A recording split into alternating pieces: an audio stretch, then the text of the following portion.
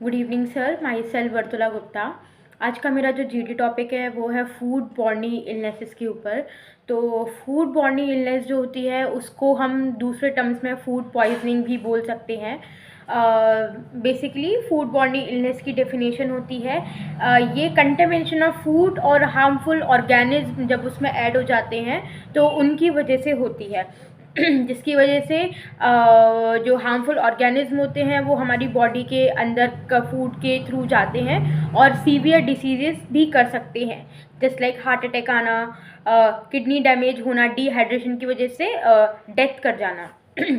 जो harmful organism होते हैं उसमें कुछ क्राइटेरियाज होते हैं, उसमें हम कंसीडर करते हैं bacteria, viruses, chemical toxins, natural toxins and parasites. Okay तो बैक्टीरिया में हमारे एग्जाम्पल्स में मैं बता रही हूँ, एग्जाम्पल्स में आते हैं salmonella and E coli.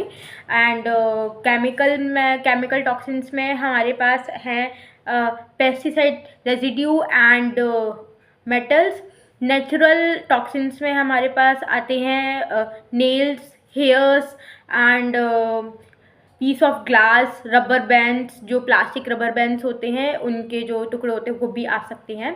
And then हमारे पास पैरासाइट्स में आते हैं tapeworms and etcetera obvious. Then हम बात करेंगे सोर्सेस की। तो जब हम सोर्सेस की बात करते हैं तो हम एग्जांपल लेते हैं फार्म टू फोक का। फार्म टू फोक का मतलब होता है जहाँ से हमारा प्रोडक्शन हो रहा है मतलब फार्म, और जहाँ तक आ रहा है मतलब हमारी प्लेट तक तो वो फोक। अब फार्म से अगर कुछ भी प्रोडक्शन हो रहा है, फ्रूट्स वेजिटेबल कुछ भी प्रोडक्शन हो रहा है तो उसमें केमिकल टॉक्सिन्स हो सकते हैं, जस्ट लाइक कि उसमें पेस्टिसाइड्स का बहुत ज़्यादा यूज़ किया जा सकता है, फर्टिलाइजर्स का बहुत ज़्यादा यूज़ किया जा सकता है, तो वहाँ पर हम केमिकल टॉक्सिन्स लेंगे।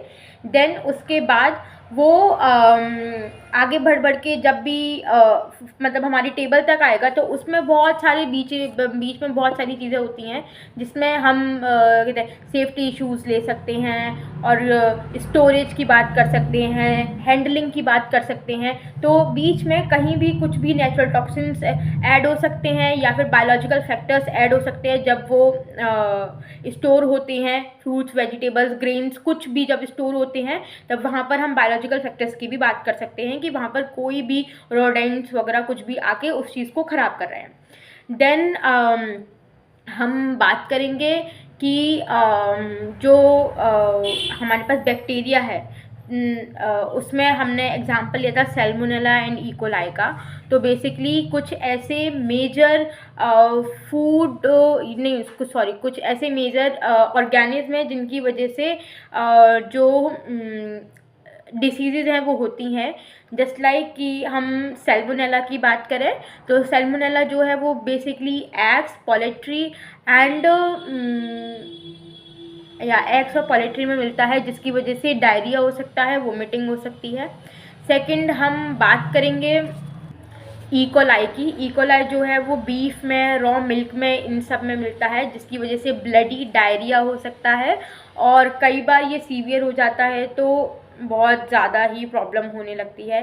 थर्ड हम बात करेंगे स्टेफाइलोकोकस की, जो कि टॉक्सिन्स को प्रोड्यूस करता है फूड के अंदर अगर वो रूम टेम्परेचर पर होते हैं तब। ऐसे ही बहुत सारे होते हैं, जैसे लाइक वायरस में नोरा वायरस है जिसकी वजह से, जो कि मतलब वायरस में काउंटिंग करता है, जिसकी वजह से इन्फेक्शन होता है और वोमिटिंग और डायरिया होने के बहुत सारे चांसेस रहते हैं। कुछ ऐसे कॉमन सिम्टम्स हैं जो कि फूड बॉर्नी इलनेसेस से या फिर हम फूड पॉइजनिंग से होते हैं, जैसे लाइक डायरिया है, वोमिटिंग है, फीवर आना, नोजिया होना और ब्लडी डायरिया होना, और यही सारे जो सिम्टम्स हैं वो एक मेजर कॉज क्रिएट करते हैं। फिर हमारे पास एक टॉपिक है जिसमें हम बात करेंगे कि ऐसे कौन कौन से फूड हैं जिसमें हाई रिस्क होता है कि ये सब हम लोगों को मिल सकते हैं। ये सब का मतलब है कि जिसमें फूड पॉइजनिंग हो सकती है। तो सबसे पहले आता है हमारे पास meat, poultry and fishes. Basically ये सब जो है वो थोड़ा सा उस साइड पर होता है, तो इन सब में मिल सकते हैं, मतलब बाहर कभी नहीं खाना चाहिए और इवन घर में भी नहीं खाना चाहिए।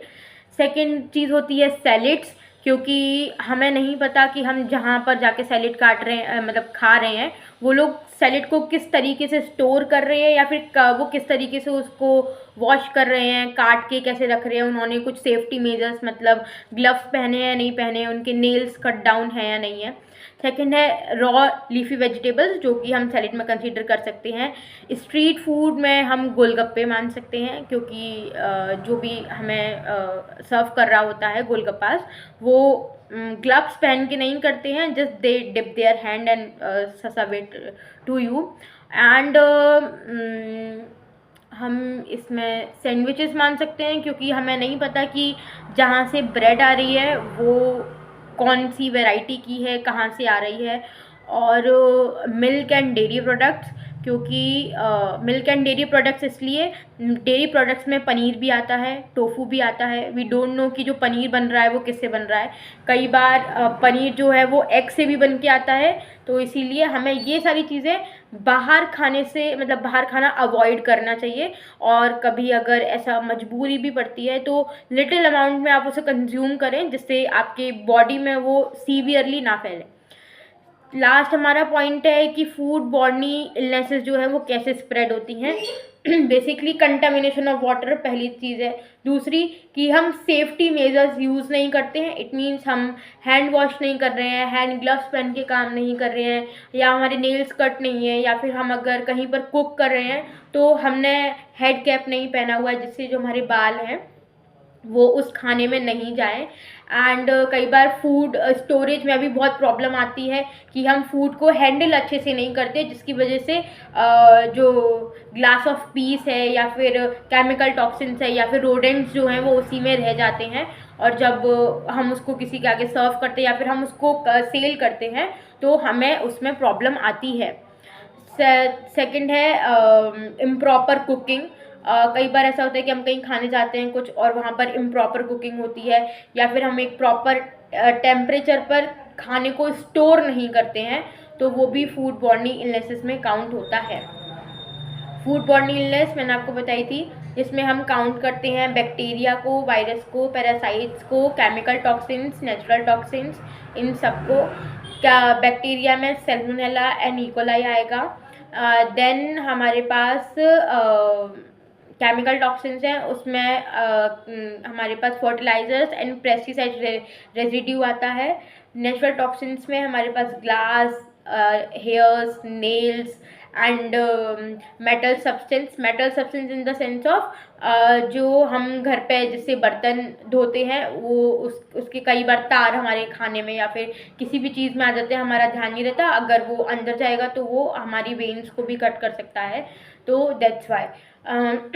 इसमें मेन चीज़ होती है कि जो फूड हैंडल कर रहा है उसका सबसे बड़ा रोल होता है कि वो कितना सेफ्टी मेजर रखता है, क्योंकि अगर फार्म पर केमिकल रेजिड्यू यूज़ भी हो रहा है तो इतना वो इफ़ेक्ट नहीं करेगा जितना जो उस खाने को हैंडल कर रहा है और जो हमें सर्व कर रहा है वो किस तरीके से बिहेव करते हैं, वो हैंड वॉश कर रहे हैं नहीं कर रहे आफ्टर वॉशरूम, या फिर वो हेयर कैप पहने हैं या फिर नहीं पहने, हैंड ग्लव्स पहने हैं या नहीं पहने हैं, तो इन सब चीज़ों को वो सही कर रहे हैं नहीं कर रहे। कई बार आपने ऐसा देखा होगा कि जो कई होटल्स में ऐसा होता है कि वो वेज नॉन वेज दोनों होते हैं, वहाँ पर खाना कंसीडर थोड़ा कम ही करना चाहिए, अवॉइड करने की कोशिश करनी चाहिए, क्योंकि वहाँ पर क्या होता है कि जिस चॉपिंग बोर्ड पर वो लोग रॉ सैलेड काट रहे हैं उसी चॉपिंग बोर्ड पर वो लोग मीट काट रहे हैं एंड देन वो अगेन वेजिटेबल्स काट रहे हैं, तो वो कहीं ना कहीं फूड कंटामिनेशन होता है। और जो लोग नहीं वो चीज़ स्वेलो करते हैं या फिर नहीं वो चीज़ लेते हैं तो उन लोगों को फूड बॉर्नी या फिर फूड पॉइजनिंग होने के बहुत चांसेस वहीं से बढ़ जाते हैं। So that's all about my topic. Thank you and have a nice day, sir.